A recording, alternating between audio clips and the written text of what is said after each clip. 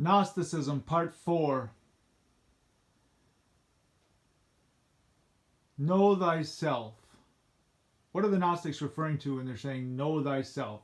Don't we know who we are? The Gnostics don't think we know who we are. They would say that we are sleeping and that they want to wake us up. Their initiations, their myths, they're about waking us up to who we really are. The Gnostics want to say we are the Trinity. We are three selves in one. Every 24 hours, we experience these three selves. And each time we experience one of them, we don't realize we're the other. What are they talking about? Let's have a look. In your waking consciousness, you identify with the body or the material world. That you would say this body is who you are. In your dreaming subconscious, you are identifying with what the Gnostics call the soul or the psyche. We might call it the personality. What it is that makes up you is your personality, is your soul. In your deep sleep unconscious, you are identifying with the just existence, the I am. The Gnostics call these the body, soul, and the spirit. They also refer to it as the spirit as the mind. They believe that we were all just this one big mind. So the deep sleep unconscious is Carl Jung's collective unconscious. The dreaming subconscious is his individual unconscious. And then there's the waking conscious. When Carl Jung reinstated the collective unconscious into psychology, he single-handedly reinstated the Gnostic Trinity.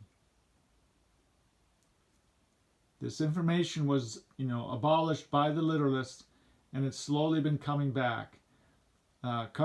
Sigmund Freud talks about the dreaming subconscious. He wants us to interpret our dreams because the subconscious is talking to us through images. That's the language of the subconscious. Carl Jung comes along and says we also need to talk back to the subconscious. This is exactly what the Gnostics were doing. Through their initiations, through their myths, they are trying to communicate with the subconscious mind, because it was believed that you had to go through the subconscious mind to get to the unconscious spirit.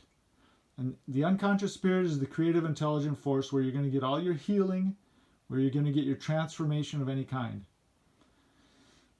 So, Carl Jung develops a theory called active imagination. That whole theory is talking to the subconscious mind. Okay, so this diagram below is a diagram that some of the Gnostics gave to help explain this. The middle dot is the I am collective unconscious spirit mind. It's where we all are in one big mind. That mind differentiates into little minds, humans, animals, trees, whatever. And those then incarnate into a body or the material world, which is represented by the outside circle. The God-man myth and the goddess myth are explained by this diagram. The dot is the God self part. The outside circle is the material world. That's the human side. They want you to die to your human side and realize and awaken or realize that you're the God self. In the goddess myth, the goddess gets lost into the material world and then she gets redeemed back to her true self.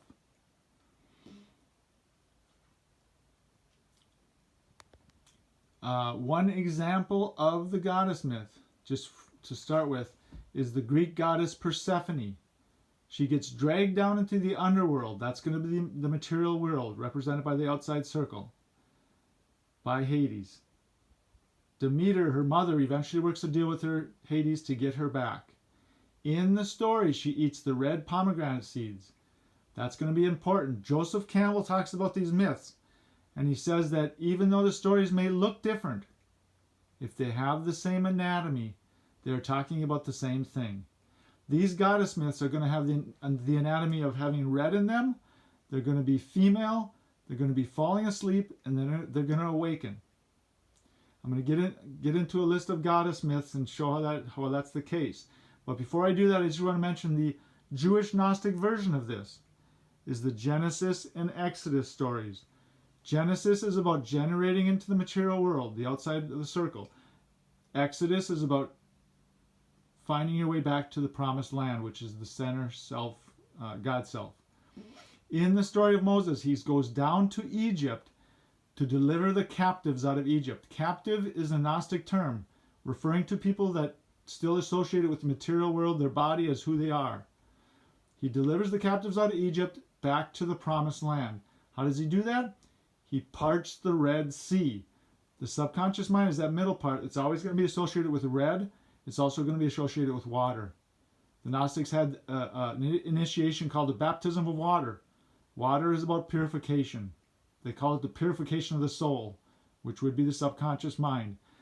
So water and parting the Red Sea. Perfect description.